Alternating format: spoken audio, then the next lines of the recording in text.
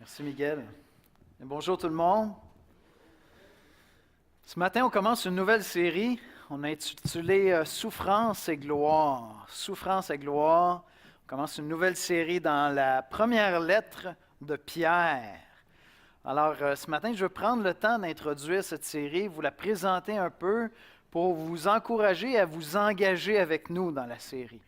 Vraiment à se lancer avec nous dans la série, lire ces 5 chapitres-là. On va faire une approche différente. Dans les dernières années, on a fait beaucoup de vols en haute altitude au-dessus d'un passage. Des fois, c'était même dérangeant, hein. Je pouvais prêcher sur 3 chapitres dans la Bible avec un exposé. Mais là, on va faire du vol en rase-motte. D'accord? Rase-motte, vous traduirez ça. Donc, on va faire du vol très, très près du texte. On va passer 18 dimanches matin dans 5 chapitres. Et c'est intentionnel. Ça nous permet d'aller voir autre chose dans le texte biblique, d'aller beaucoup plus loin dans le texte, vraiment de décortiquer toutes sortes d'idées qui sont présentes. Une des choses que vous allez pouvoir apprécier, c'est combien la Bible est riche, combien c'est une littérature qui est extraordinairement riche, qui se tient beaucoup. Donc, beaucoup de références à l'Ancien Testament. Et puis lorsqu'on prend le temps un peu de faire les liens, ça nous permet de plonger davantage encore dans le texte et puis apprécier davantage l'Évangile, la bonne nouvelle de Jésus-Christ, qui est vraiment le message central de la Bible. Donc, on va passer 18 semaines. Alors, ce que je voudrais faire, c'est vous encourager à prendre le temps de lire et relire 1 Pierre. Et peut-être pour quelques-uns d'entre vous, vous êtes plus à un endroit où vous êtes en train d'explorer le christianisme. Vous êtes ici pour découvrir, vous êtes ici en train de vous interroger. Bien, je vous dirais, ça vaut vraiment la peine. Prenez le temps. Venez pas seulement le dimanche en vous disant « Ah oui, un Pierre, il me semble, je ne comprends rien. » Vous allez voir, ce matin, on se concentre sur 2 versets, puis c'est dense. Il y a du stock, comme on dit au Québec, dans ça. Fait que ce que je voudrais vous encourager à faire, si vous êtes en train de réfléchir, explorer le christianisme, décidez de lire le passage avec nous sérieusement. Puis, moi, ce que je vous dis, là, c'est que le 21 juillet, lorsqu'on va terminer cette série-là, vous allez être en belle position pour prendre une décision par rapport au christianisme. Vous allez avoir une très bonne compréhension du message central de la Bible, d'accord? Donc, je vous encourage à le faire. Je vous encourage aussi, lorsqu'on fait une série comme celle-là, à profiter de la technologie au maximum. Si vous êtes absent un dimanche, ça vaut vraiment la peine, lorsqu'on plonge comme ça dans un texte, de prendre le temps d'aller écouter l'exposé que vous avez manqué. Question de rester ensemble en Église, grandir ensemble, mais juste suivre le fil aussi. Et puis peut-être d'inviter aussi. Inviter un ami la semaine prochaine qui dit Écoute, tu me parles de ton affaire, la Bible, je sais que c'est important. En Occident, la Bible, c'est un livre fondateur. Peut-être, oui, un jour. Ça peut être une belle occasion d'inviter ou d'inviter un chrétien qui n'est pas vraiment intégré dans une assemblée. Puis à travers ce temps qu'on va passer dans la parole, il va pouvoir découvrir ça. Maintenant, pourquoi aller vers cette lettre-là? Pourquoi aller vers 1 Pierre? Il y a 66 livres dans la Bible, on peut se promener pas mal. Pierre aborde 2 thématiques principales et j'aimerais ça vous lire une petite citation tirée en fait de la Bible du Sommeur, la Bible d'études dite du Sommeur. Puis voici l'introduction qui est écrite, je trouve que ça résume bien. Le but de la lettre ressort clairement du contenu. L'apôtre Paul, qui est l'auteur, veut encourager les chrétiens à tenir ferme devant l'épreuve et la persécution imminente. Des enseignements sur le sens de la souffrance encadrent un développement sur la bonne conduite que doit adopter le croyant au milieu d'un monde qui lui est hostile. Donc l'Église sentait déjà que ça chauffait à l'époque, sentait déjà qu'il y avait des endroits, des moments où ce n'était pas facile de s'afficher comme chrétien. Pierre anticipe ce qui s'en vient pour les chrétiens et il décide de leur présenter une manière de voir les choses. Et on va déposer ça ce matin ensemble. Il leur dit, vous êtes de passage sur la terre. Notre citoyenneté est ailleurs.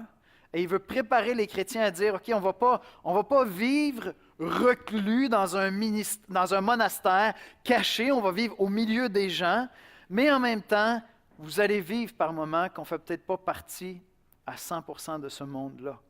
Et Pierre veut déposer ça. Et il dit, il va y avoir de la souffrance qui va accompagner cela. et de la souffrance, mais la réalité, c'est qu'on va tous en vivre. On va tous en vivre. La souffrance fait partie de l'expérience humaine. Maintenant, qu'est-ce que le christianisme, qu'est-ce que l'Évangile, qu'est-ce que la Bible a à nous dire sur notre manière de vivre la souffrance? La Bible parle énormément de souffrance. Qu'est-ce que la Bible a à nous enseigner sur notre manière à nous, comme chrétiens, de vivre ça? Et de vivre dans un monde qui n'est peut-être pas tout à fait le nôtre, puis en même temps de briller, de porter le parfum de Christ au milieu de ce monde-là. On va aller dans un mot de prière, puis on va lire plus que 2 versets ce matin. On va lire en fait une section dans laquelle on va être pour plusieurs semaines. D'accord? Allons dans un mot de prière. Père éternel, merci pour ta parole. Merci pour ta parole qui nous instruit, qui nous éclaire, qui éclaire notre intelligence, qui excite aussi, Seigneur, nos affections, nos désirs, même nos émotions, Seigneur, à vivre comme tu veux qu'on vive, Seigneur. Ben, j'ai constamment besoin d'être éclairé et rééclairé, encore une fois, par ta parole, Seigneur. J'ai constamment besoin que tu renouvelles mon intelligence, Seigneur. Et Père, il y a des gens, on a parlé de souffrance. Déjà ce matin, après quelques minutes, on a parlé de beaucoup de souffrance un peu partout dans le monde et les frères et sœurs de l'Église ici qui passent par le deuil, Seigneur, qui souffrent. Père, on veut te demander à travers cette série de nous interpeller, de nous faire grandir, de nous aider vraiment à ancrer, à déposer nos pieds fermement dans l'Évangile de Jésus-Christ, Seigneur, afin de vivre dans cette vie comme toi tu nous appelles à l'être, et puis de savoir comment porter ce parfum de Christ dans un monde qui trouve des fois que l'Évangile ne sent pas si bon que ça, Seigneur. Et pourtant, l'Évangile est merveilleux, ton amour est merveilleux parce que tu es merveilleux. Viens nous parler ce matin. Nos cœurs sont à l'écoute, notre esprit est à l'écoute. C'est en Jésus-Christ qu'on te prie, Père. Amen. On va écouter la lecture de la parole de Dieu. Le passage biblique de ce matin est tiré de Nouvelle édition de Genève, 1 Pierre 1, versets 1 à 7. 1 Pierre 1, versets 1 à 7, Nouvelle édition de Genève. Pierre, apôtre de Jésus-Christ, à ceux qui sont étrangers et dispersés dans le Pont, la Galatie, la Cappadoce, l'Asie et la Bithynie, et qui sont élus selon la prescience de Dieu le Père, par la sanctification de l'Esprit, afin qu'ils deviennent obéissants et qu'ils participent à l'aspersion du sang de Jésus-Christ. Que la grâce et la paix vous soient multipliées. Béni soit Dieu, le Père de notre Seigneur Jésus-Christ, qui, selon sa grande miséricorde, nous a régénérés pour une espérance vivante par la résurrection de Jésus-Christ d'entre les morts, pour un héritage qui ne peut ni se corrompre, ni se souiller, ni se flétrir. Il vous est réservé dans les cieux, à vous qui, par la puissance de Dieu, êtes gardés par la foi pour le salut prêt à être révélé dans les derniers temps. C'est là ce qui fait votre joie, quoique maintenant, puisqu'il le faut, vous soyez attristés pour un peu de temps par diverses épreuves, afin que l'épreuve de votre foi, plus précieuse que l'or périssable, qui cependant est éprouvé par le feu, ait pour résultat la louange, la gloire et l'honneur lorsque Jésus-Christ apparaîtra. Merci Judith. Alors, ce matin, on va se concentrer sur les 2 premiers versets. 2 versets seulement. Mais il y a beaucoup de choses dans ces 2 versets-là. En fait, lorsqu'on décide de survoler la Bible à plus haute altitude, c'est pas qu'il n'y a pas grand-chose à dire. Il y a toujours énormément à dire. C'est juste qu'on veut peut-être souligner d'autres thèmes puis voir les Écritures sous un autre angle. L'introduction de la lettre de Paul, c'est une lettre. D'accord? C'est une lettre, celle-là, c'est une lettre circulaire, c'est-à-dire c'est une lettre qui avait été écrite pour être envoyée à plusieurs églises dans 5 régions en fait de l'Empire romain qui sont nommées ici au début. Donc, ce n'est pas une lettre qui est destinée comme, admettons, la lettre à Philémon ou la lettre à l'Église d'Éphèse. C'est une lettre qui devait circuler. Elle est écrite par l'apôtre Pierre qui fait partie des 12 apôtres. Et donc, le mot apôtre, ça veut dire messager. Donc, c'est le message qui a été donné par Jésus-Christ à son messager pour les églises de cette région-là. En gros, c'est ça si on met ça en français. Maintenant, dans ces deux versets-là, Pierre va faire une allusion extrêmement importante à l'Ancien Testament, puis ça va nous aider à comprendre le texte, puis ça va devenir pertinent pour l'ensemble de la lettre au complet. Il y a quelque chose d'étrange qu'il mentionne, je vais juste vous relire les deux premiers versets. En tout cas, je ne sais pas si ça sonne étrange dans votre oreille, mais pour moi, ça l'était, tant que je ne le mettais pas dans son contexte. Il dit au verset 2, « Et qui sont élus selon la prescience de Dieu, ou dépendamment de votre version, selon le plan de Dieu le Père, par la sanctification de l'Esprit, afin qu'ils deviennent obéissants et qu'ils participent à l'aspersion du sang de Jésus-Christ. » J'ai beau, ça sonne encore drôle dans mon oreille, cette affaire-là. Participer à l'aspersion du sang de Jésus-Christ. En fait, si vous n'êtes pas chrétien, ça peut même sonner comme, c'est pas appétissant, tu sais. De quoi il parle? Pierre est en train de faire une allusion claire, puis je vais revenir là-dessus un petit peu plus loin, au moment où le peuple d'Israël, dans l'Ancien Testament, est entré dans une alliance avec Dieu. D'accord? Au moment où ça s'est passé, alors le peuple d'Israël était esclave en Égypte, Dieu les libère de l'esclavage et les conduit au désert, au mont Sinaï. Dieu va se révéler davantage à eux, va prendre le temps de leur faire connaître qui il est et il va inviter le peuple d'Israël à entrer dans une relation permanente avec Dieu en disant, « Voici ce que je vous offre, je vais être votre Dieu. » Vous n'allez pas passer votre vie à vous inventer des dieux comme les autres peuples autour. Je vais être votre Dieu et vous allez être mon peuple. Et au moment où cette alliance-là, c'est vraiment une alliance entre des hommes, un peuple et Dieu. Au moment de sceller cette alliance-là, Moïse va faire quelque chose. Moïse se trouve devant le peuple, il va relire la loi. Voici le contrat qu'on signe ensemble. Je suis marié depuis 26 ans, bientôt 27 ans. Esther et moi, nous avons contracté une alliance. On a fait un contrat moral ensemble. Au moins un contrat d'amour et de fidélité. Bon, ben, Moïse leur relit le contrat, et puis, spontanément et justement, le peuple d'Israël répond en disant, « Nous allons obéir. Nous allons honorer cette alliance. » Le peuple d'Israël, tout le monde unanimement dit, « Nous allons obéir au contrat, nous allons respecter cet engagement. » Et puis ensuite, un sacrifice est fait avec des taureaux qui sont sacrifiés, qui annonçaient le sacrifice de Jésus-Christ. C'était des symboles qui annonçaient le sacrifice à venir. Et puis Moïse va littéralement asperger le peuple de sang pour dire, vous êtes consacrés, vous êtes à la fois purifiés et consacrés. Et c'est à ça que Pierre est en train de faire allusion ici. Donc Pierre est en train d'écrire à des chrétiens et de leur dire, vous, les chrétiens, dispersés dans ces 5 régions de l'Empire romain, vous êtes le peuple de Dieu. Vous êtes l'Israël de Dieu, composé de Juifs et de non-Juifs. Vous êtes le peuple choisi par Dieu le Père, consacré par l'Esprit, appelé à obéir et à participer à l'aspersion du sang.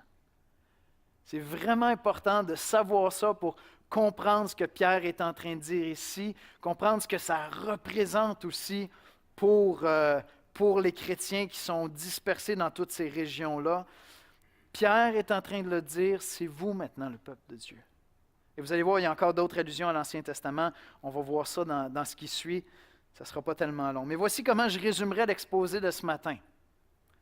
Puis, ça résume un peu toute la lettre de Pierre, d'accord aussi? Donc, au fur et à mesure qu'on va avancer à travers des plus petites sections, je vais résumer ces sections-là autrement. Mais quand vous voulez retenir ce qu'on voit à travers l'exposé biblique, bien, cette proposition-là, ce résumé-là résume ce que j'essaie, comment je comprends le texte. Chaque chrétien est tout à la fois étranger ici-bas et chez lui en tout lieu, parce que Dieu l'a choisi et consacré pour porter le parfum de Christ dans ce monde. Je répète ça. Chaque chrétien est tout à la fois étranger ici-bas et chez lui en tout lieu, parce que Dieu l'a choisi et consacré pour porter le parfum de Christ dans ce monde. Étranger, puis chez nous, parce que tout est à Dieu et donc tout est à nous. Mais on va développer ça tranquillement à travers la série. Étranger. 1 Pierre 1:1. Pierre, apôtre de Jésus-Christ, à ceux qui sont étrangers et dispersés dans le Pont, la Galatie, la Cappadoce, l'Asie et la Bithynie. Je vais juste faire une petite observation. Souvent, les lettres commencent en étant adressées à des églises. Cette lettre-là n'est pas adressée à des églises, elle est adressée à des individus qui sont dispersés. C'est intéressant quand même. C'est une des lettres où on peut vraiment s'appliquer constamment, personnellement, même s'il va parler après ça du fait qu'on fait partie de l'Église, ça va venir un peu plus loin, cet édifice que Dieu a construit, on fait partie d'une Église locale, on fait partie de l'Église de Christ, mais c'est adressé à des individus, et il les appelle des étrangers dispersés dans le Pont, la Galatie, la Cappadoce, l'Asie et la Bithynie. Pierre commence en disant, vous êtes des étrangers. Vous êtes des étrangers. Puis là, il parle de la dispersion, la diaspora.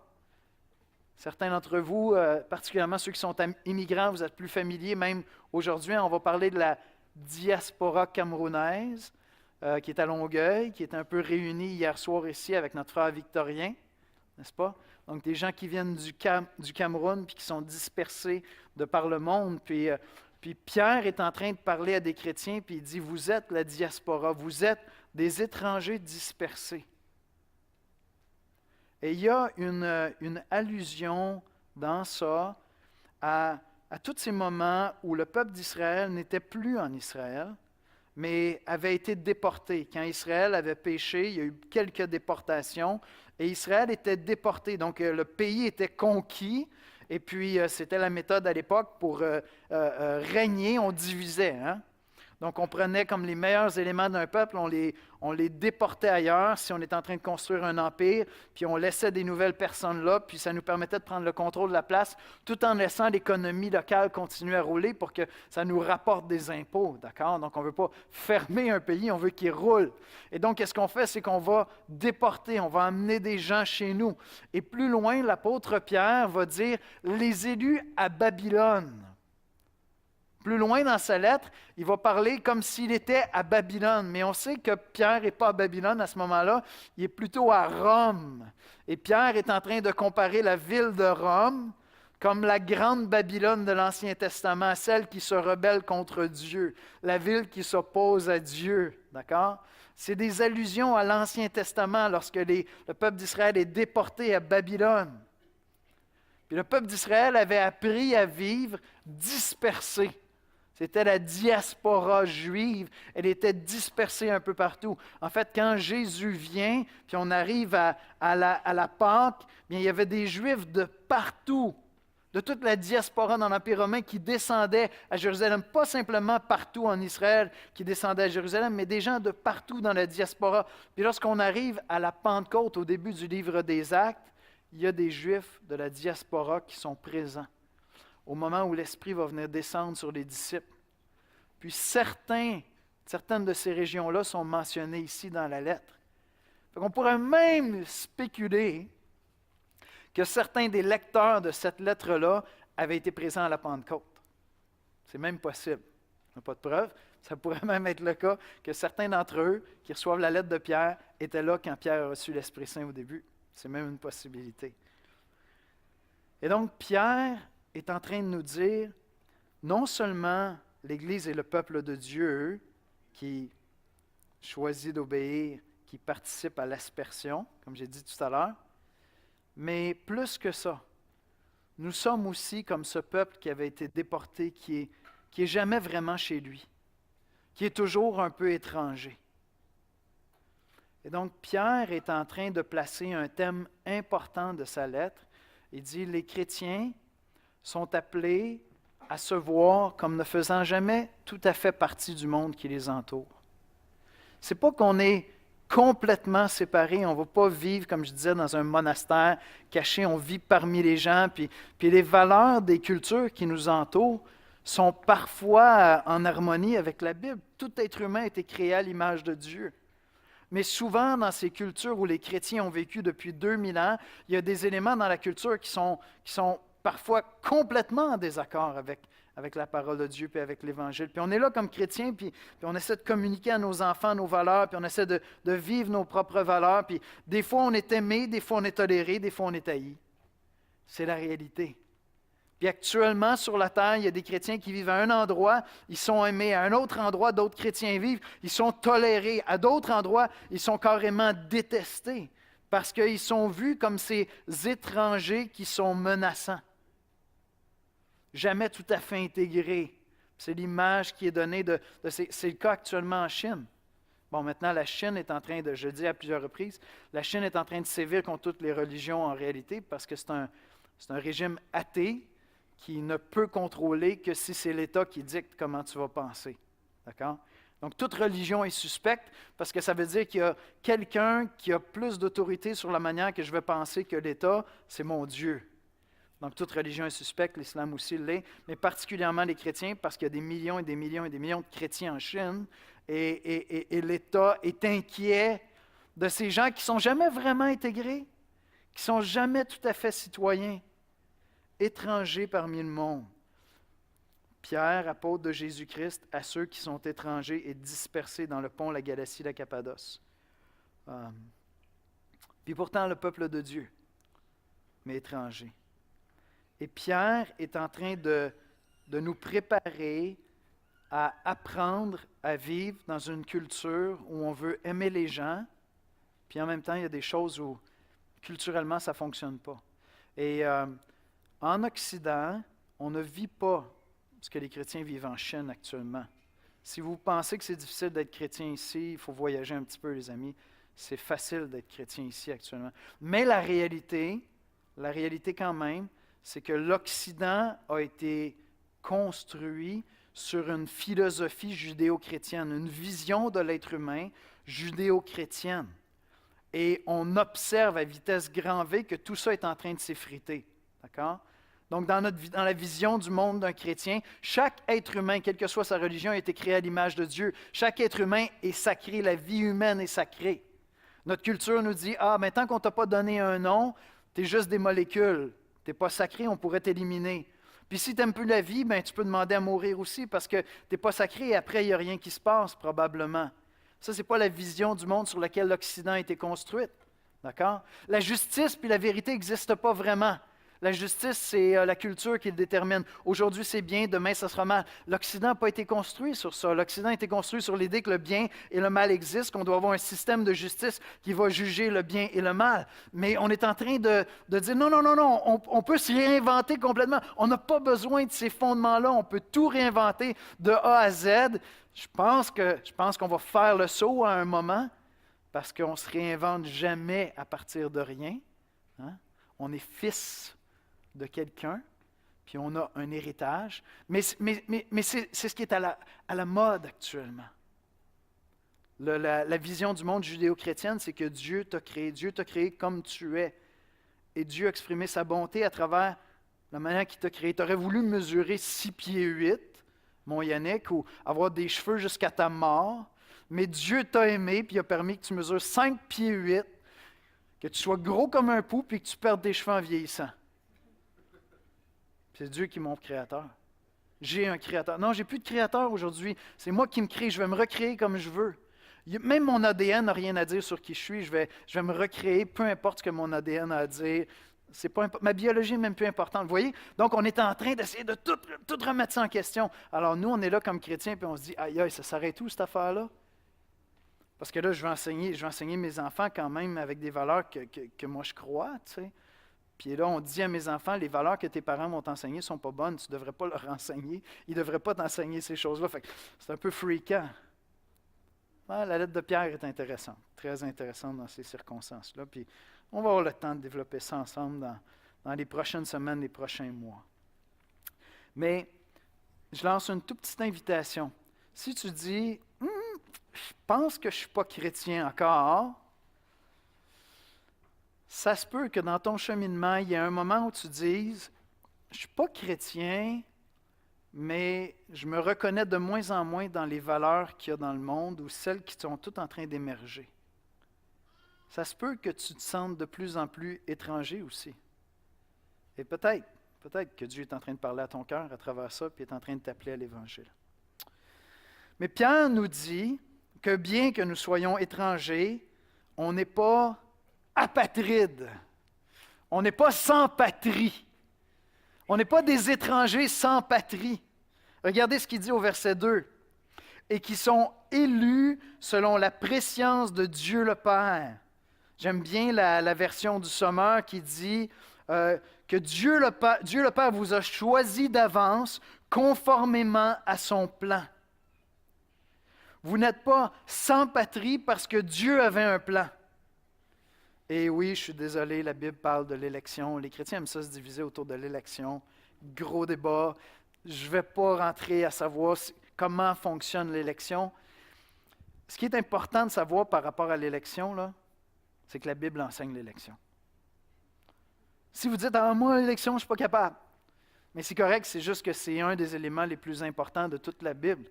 Dieu choisit toujours son peuple. Dieu choisit toujours son peuple. Après ça, est-ce que c'est l'approche, je vais vous partir, est-ce que c'est l'approche calviniste qui est la bonne, ou est-ce que Dieu nous a élus sachant d'avance qu'on allait accepter? Bon, là, on pourrait débattre ensemble, ça serait une belle conversation à faire ensemble, mais ce n'est pas l'objet de ce texte-là. L'objet de ce texte-là, c'est que Dieu avait un plan. Dieu avait un plan, et ce n'est pas par accident si tu es chrétien. Dans la vision chrétienne du monde, Yannick, ce n'est pas le fruit du hasard. Bertrand, ce n'est pas le fruit du hasard. David, ce n'est pas le fruit du hasard. Lucie, ce n'est pas le fruit du hasard. Dans la vision chrétienne du monde, il y a un créateur qui a créé l'univers et qui a fait un plan, qui a arrêté des desseins qu'il avait pour l'histoire des hommes. Ces desseins-là impliquaient même notre salut.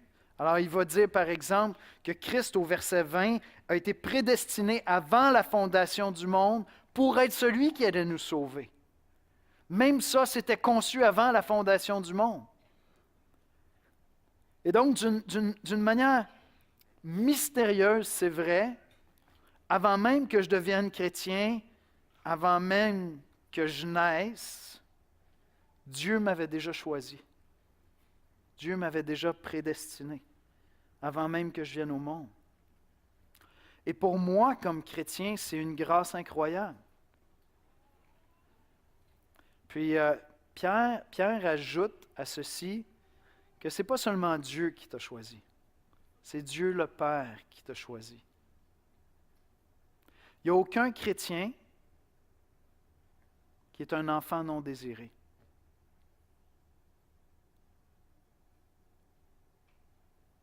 Parce que notre Père avait choisi de nous avoir. Je ne peux pas tout expliquer, l'élection, comment ça fonctionne, la souveraineté de Dieu, mes décisions à moi. Il y a une part de mystère dans ça. Mais j'ai désiré mes enfants. Et mon épouse et moi, on a désiré des enfants. Nos enfants ne sont pas non désirés. Et comme enfant de Dieu, même si parfois je me sens étranger dans ma culture, j'ai l'impression de ne pas être tout à fait chez moi puis d'attendre quelque part d'autre qui va être plus chez moi. Je sais profondément, dans mes tripes, dans mon âme, que je ne suis pas un enfant non désiré. Je suis un fils spirituel de Dieu parce que Dieu le Père m'avait choisi avant même que mes parents décident d'être ensemble puis d'avoir des enfants. Et donc, si on est étranger, on n'est pas apatride. On a une patrie. Notre patrie est avec Dieu, notre Père. Notre patrie est avec celui qui nous prépare une place au ciel. Notre patrie est avec celui qui revient bientôt. Et donc, on n'est jamais orphelin comme chrétien. Ce sentiment d'être orphelin que peut donner une vision très matérialiste. On est juste de la matière. On est juste de la matière, je dois me réinventer, je porte le poids sur mes épaules de me trouver moi-même. Je dois trouver c'est quoi le sens de mon existence, je dois trouver comment je vais m'accomplir, je dois trouver comment je vais me réaliser. Comme chrétien, je réalise que j'avais déjà été trouvé avant même de naître. Avant même de naître physiquement, avant même de naître spirituellement, j'ai été trouvé parce que j'ai été choisi. Et donc Dieu était actif dans mon salut avant même que mon esprit commence à s'éveiller à l'Évangile. Et je ne peux pas tout expliquer ça, les amis. Mais je le sais parce que la parole de Dieu me le dit, et je le sais parce que je l'expérimente dans ma vie. Parce que je vois la main de Dieu agir dans ma vie. Et beaucoup de chrétiens, après s'être convertis, disent, d'autres diront que c'est des coïncidences, mais je vois la main de Dieu agir dans ma vie avant ma conversion, bien avant ma conversion. Dieu le Père. Ainsi, Dieu est le créateur de tous les êtres humains. Tous les êtres humains ont été créés à l'image de Dieu, mais Dieu n'est pas le Père de tous les êtres humains. Dieu est le Père de ceux qu'il a choisis pour être dans sa famille. Et peut-être que ça vous trouble, puis vous dites, oui, mais je ne suis pas sûr si je veux devenir chrétien dans une affaire où tu me dis que c'est eux, il y a ceux que Dieu a choisis.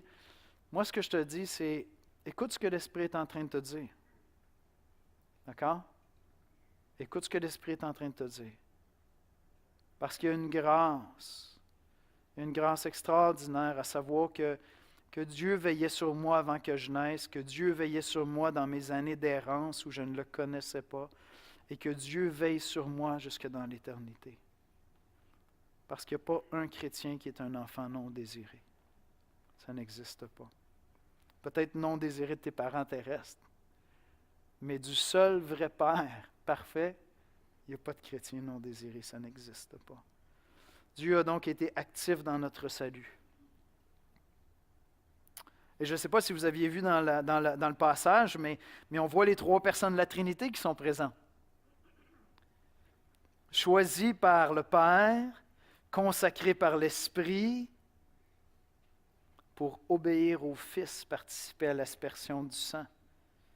Il y a des théologiens qui appellent ça ordo salutis, l'ordre du salut. Puis j'aime bien cette citation qui nous aide à voir ça un peu. Le salut trouve son origine dans le cœur du Père, est opéré dans des vies humaines par l'Esprit Saint et est mis en évidence à travers l'expression d'une foi personnelle en Jésus-Christ.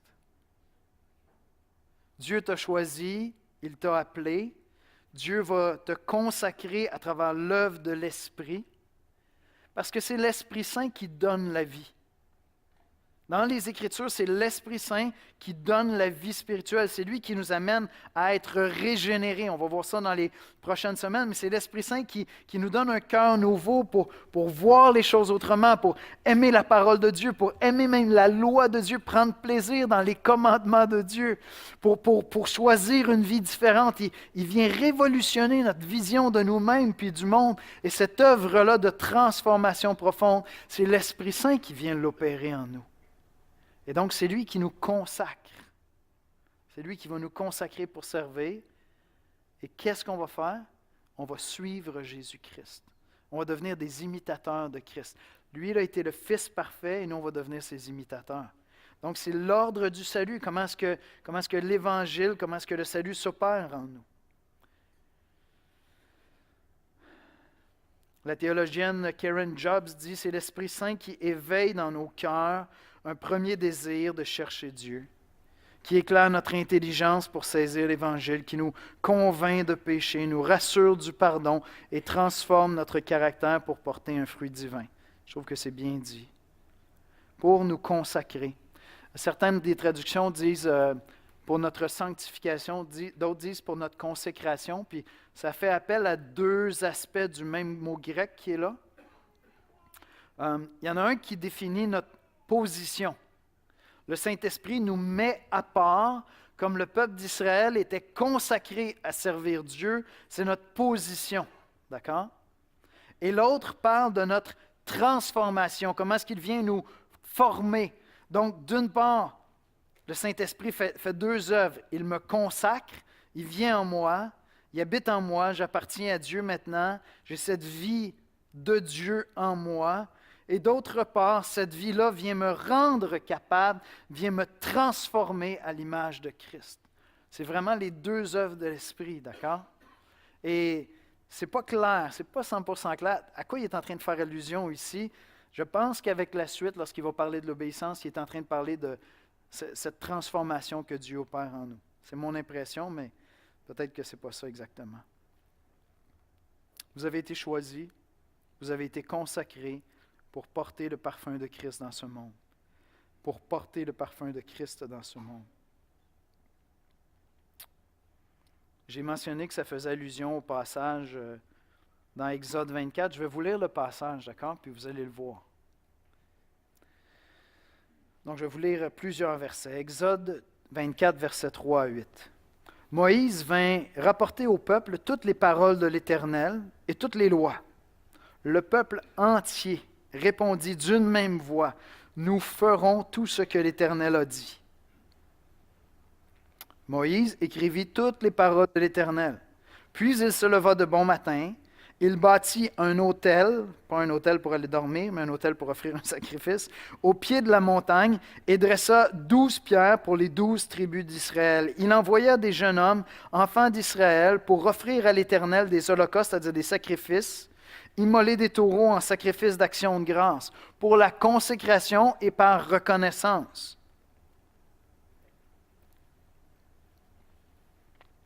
Il prit le livre de l'Alliance dans lequel il avait écrit tout ce que Dieu avait dit. Il le lut en présence du peuple, donc il leur rappelle. Vous êtes certains, les boys, vous voulez embarquer dans cette alliance-là. Il leur relit, d'accord? En présence du peuple. Et ils dirent, nous ferons tout ce que l'Éternel a dit et nous obéirons.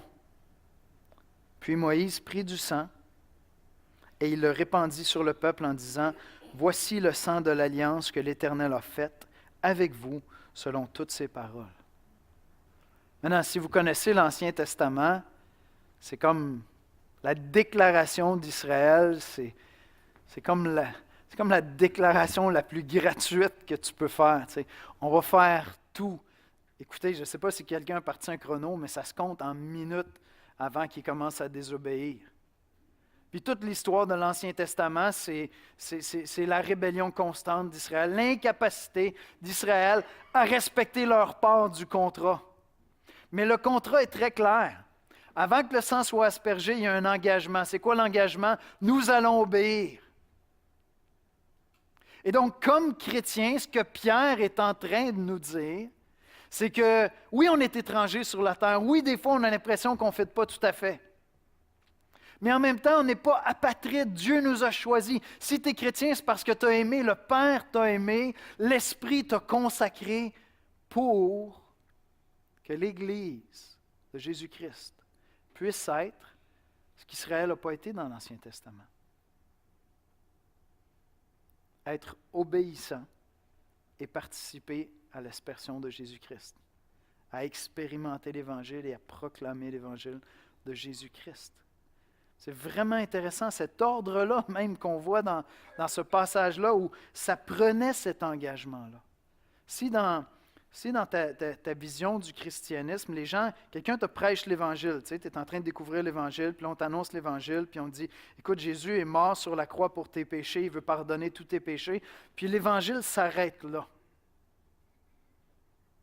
C'est pas l'Évangile, ça. Ça, c'est juste une partie de l'Évangile. L'Évangile, c'est beaucoup plus que ça.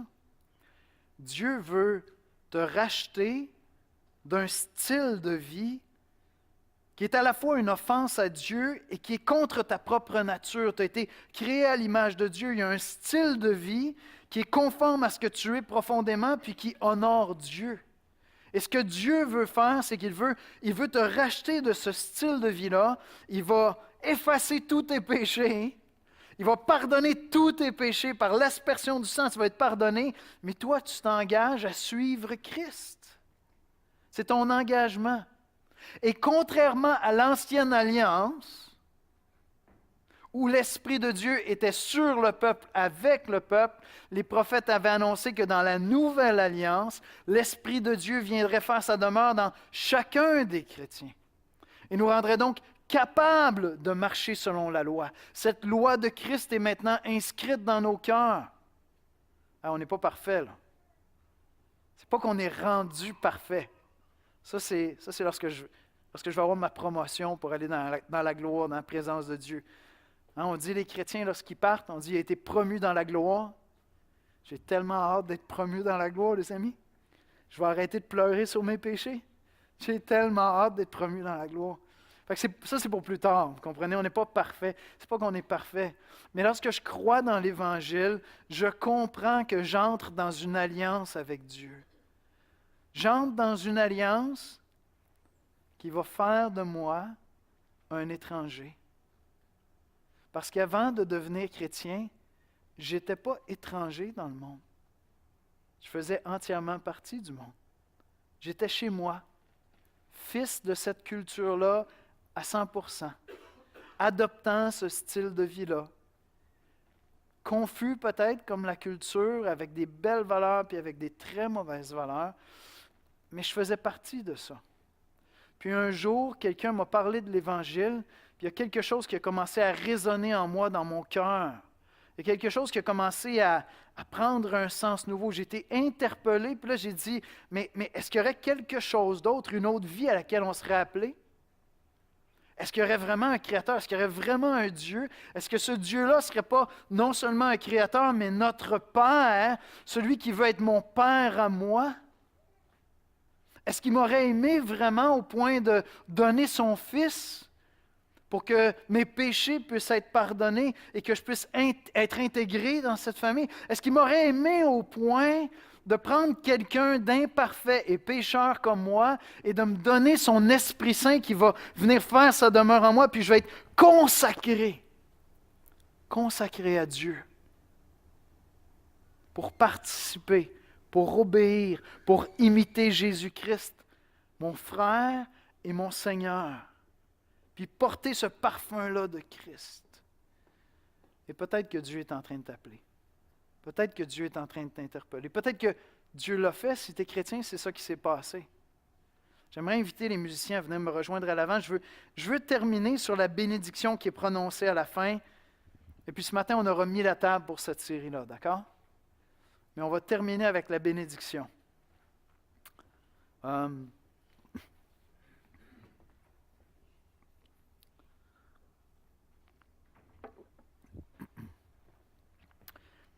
Comment les Juifs, quelle bénédiction les Juifs prononcent-ils sur les uns sur les autres? C'est quoi? Vous savez c'est quoi? Shalom?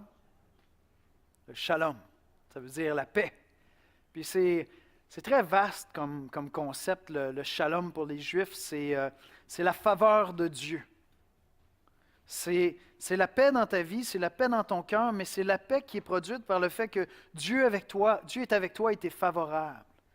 Et donc, si tu croises un Juif, puis que tu lui veux du bien, salue-le en lui disant shalom. Tu lui offres la paix de Dieu, tu désires, t'appelles la faveur de Dieu sur lui. Maintenant, pour les chrétiens, le shalom se trouve où? La paix se trouve où? La paix se trouve en Jésus-Christ. Jésus-Christ est notre paix. Il est notre shalom. C'est lorsque je crois en Jésus-Christ que je suis réconcilié avec Dieu. Je sais que je suis un enfant de Dieu. Je sais que je suis un bien-aimé de Dieu. Je ne suis pas un enfant non désiré. Puis Dieu m'est favorable. Et dans le langage chrétien, comment est-ce que ça s'appelle ça? La grâce. La grâce. La faveur de Dieu qui nous est donnée comme un cadeau divin. Et donc, Pierre termine, après avoir dit à ces chrétiens, vous êtes des étrangers. C'est normal ce que vous expérimentez, vous êtes des étrangers, vous êtes dispersés. Mais rappelez-vous d'une chose, vous n'êtes pas orphelins, vous n'êtes pas apatrides, vous avez un Père au ciel qui vous a choisi avant même que vous naissiez. Vous avez été consacrés parce que vous êtes habités de l'Esprit Saint. Et donc, vous êtes rendus capables maintenant de porter le parfum de Christ dans ce monde. Alors, voici ce que je vous dis maintenant. Que la grâce et la paix vous soit multipliée, qu'elle vous accompagne. On va prier ensemble. Seigneur, notre Dieu, on veut t'adorer. T'es merveilleux, Seigneur. Et c'est vrai que parfois, on regarde les choses aller, puis on est préoccupé, puis on aime les gens autour de nous, puis on veut leur parler de toi, mais des fois, on a de l'air d'arriver comme un cheveu sur la soupe, un chien dans un jeu de quilles. On a de l'air de ne pas avoir rapport, Seigneur, puis parfois les gens nous le font sentir, parfois c'est nos peurs à nous qui mettent ça de l'avant, Seigneur, mais Seigneur, on veut se rappeler qu'on n'est pas sans patrie, on n'est pas sans parents, on n'est pas sans être aimé, Seigneur. Et Seigneur, on veut se rappeler que ton esprit nous a été donné, on a été consacrés pour être transformés à l'image de Christ, pour entrer dans cette obéissance à Christ, grâce à l'évangile de Jésus-Christ, Seigneur. Oh Seigneur, ce matin, multiplie tes grâces et ta paix sur nous, Seigneur, afin que nous puissions être un parfum de Christ dans cette ville de Longueuil, autour de nous, dans nos familles, au travail, Seigneur. Et entre nous, Seigneur, accorde-nous de se rappeler les uns aux autres l'évangile de Jésus-Christ. C'est en son précieux nom que nous prions. Amen.